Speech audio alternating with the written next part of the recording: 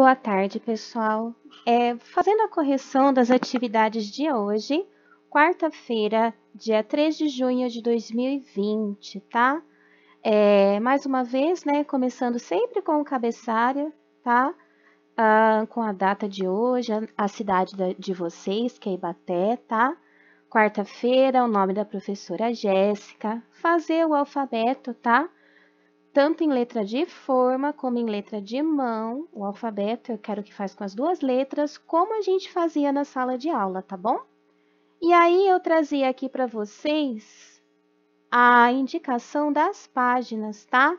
Do livro Trilhas da Aprendizagem. Hoje a gente vai ver no livro a aula 3. Mas antes da gente começar essa aula 3 no livro, tá? Eu vou explicar para vocês rapidinho uma classe de palavras que a gente está aprendendo, tá bom? Que vai ser discutido nas atividades do livro. A gente já tinha visto um pouquinho sobre substantivos, tá? Substantivos são palavras que dão nome às coisas à nossa volta, a tudo, tá? Nome de pessoa, nome de lugar, nome de objetos, tá bom? Além do substantivo, a gente tem também os verbos, tá? O que são verbos? Na língua portuguesa, cada palavra numa frase possui uma função.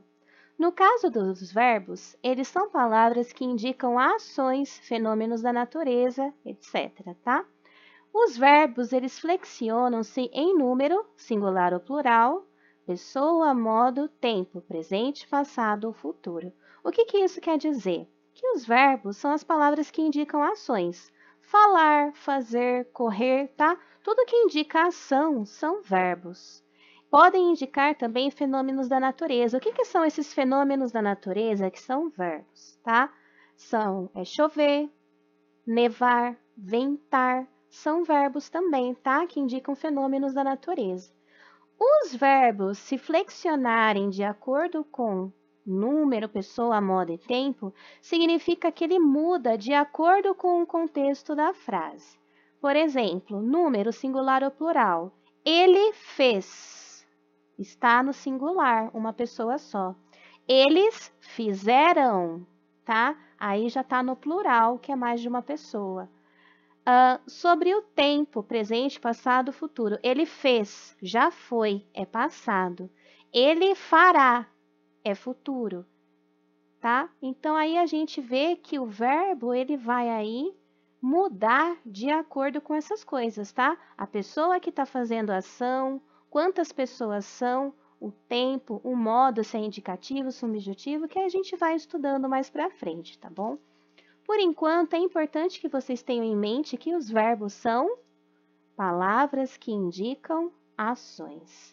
Então, vamos lá para as atividades do livro, tá? A página 7, 8 e 9. Essa era a aula 3.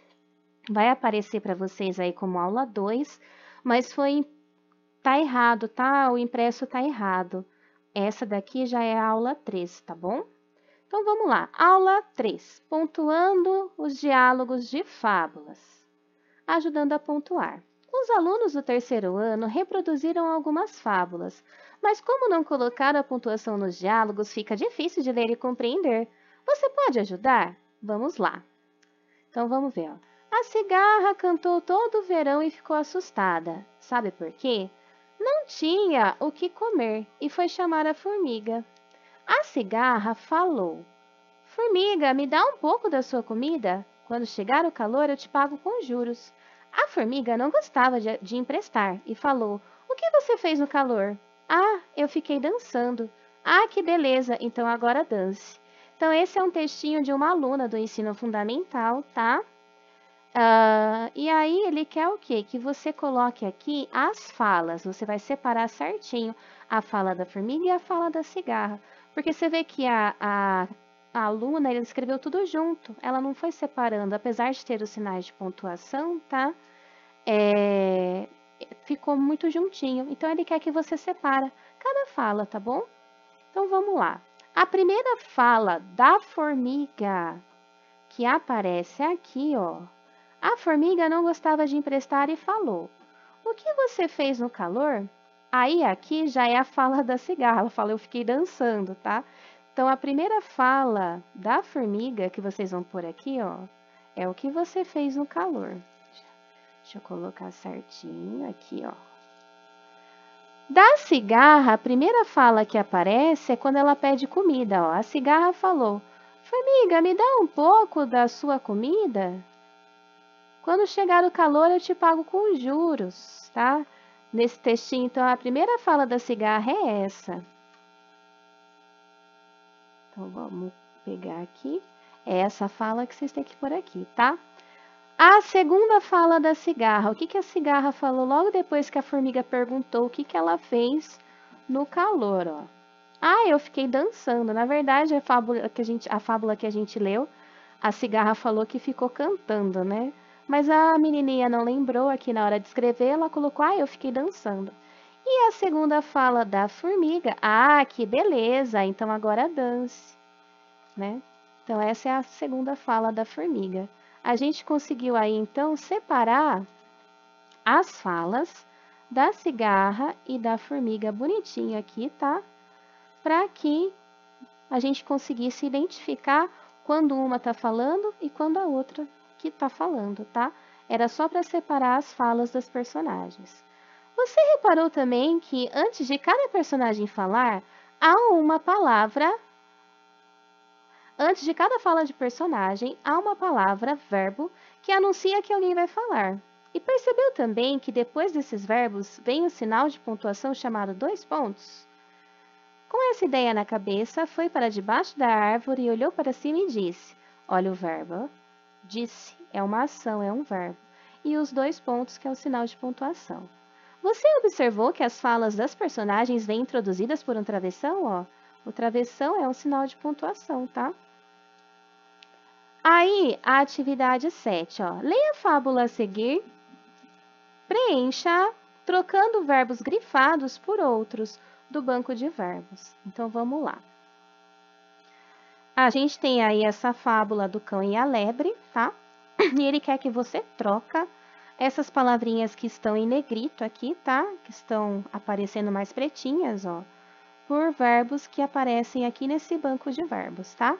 Lembrando que verbos são palavras que indicam ações.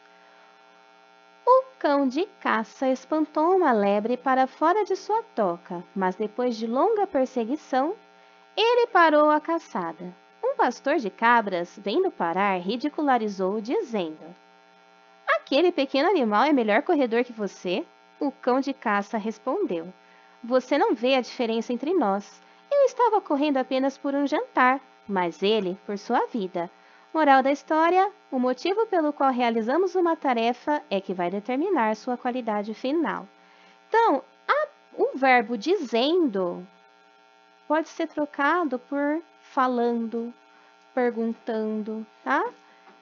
Aí vocês podiam escolher, ó, falar ou perguntar para colocar no lugar de dizer, mas vocês tinham que flexionar esse verbo de acordo com a frase, ó. Um pastor de cabras, vendo-o parar, ridicularizou falando, tá? Você não vai escrever falar, ridicularizando o falar, não.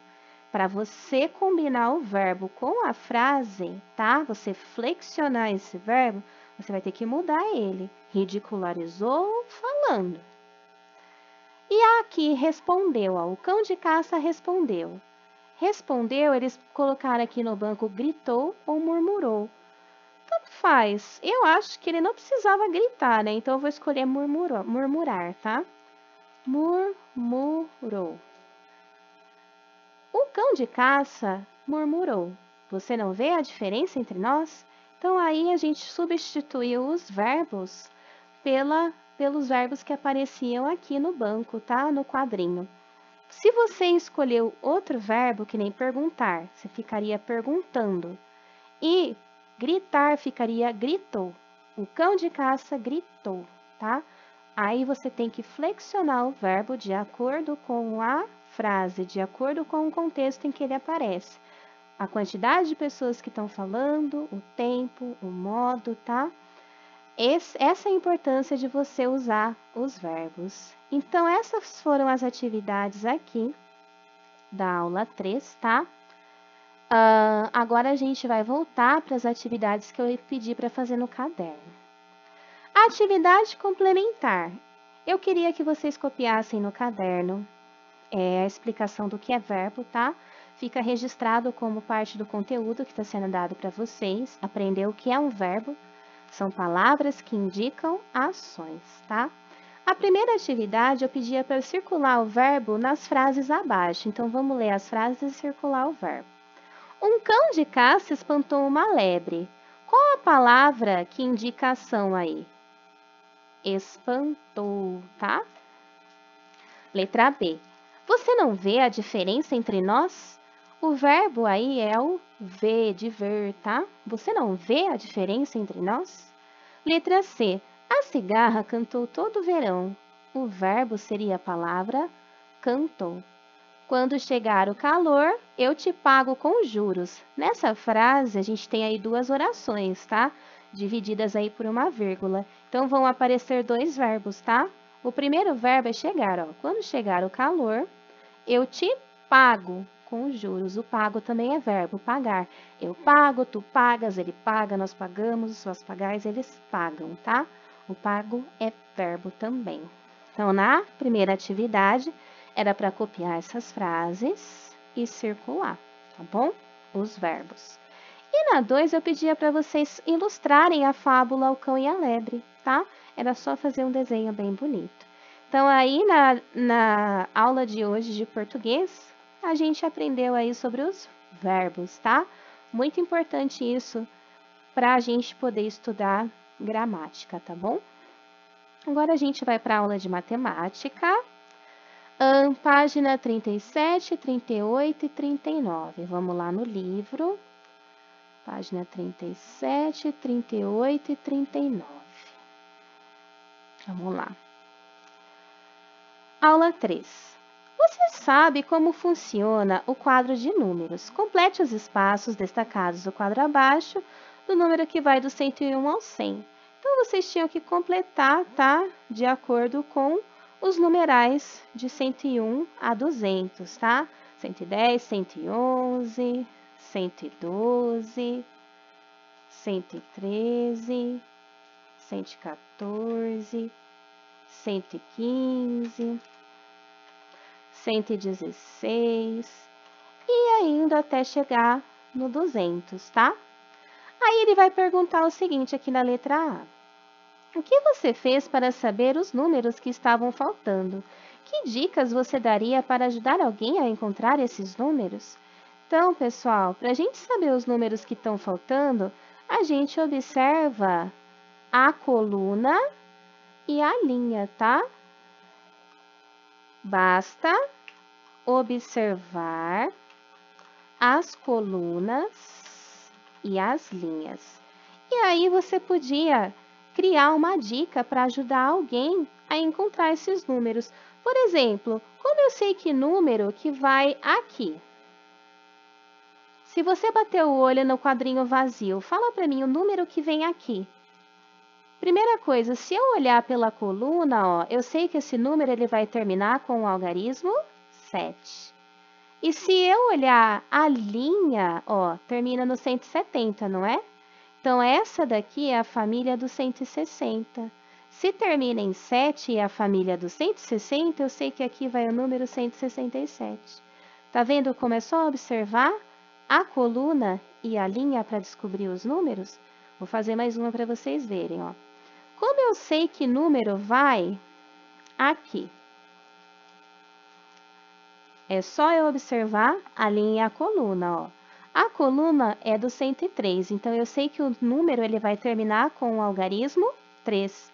E a linha termina no 140, então eu sei que essa linha aqui vai ser da família do 130. Então, se é da família do 130 e termina com o algarismo 3, aqui é o número 133, tá? Então, essa é uma dica, é só a gente observar a linha e a coluna que a gente acha o número que está faltando.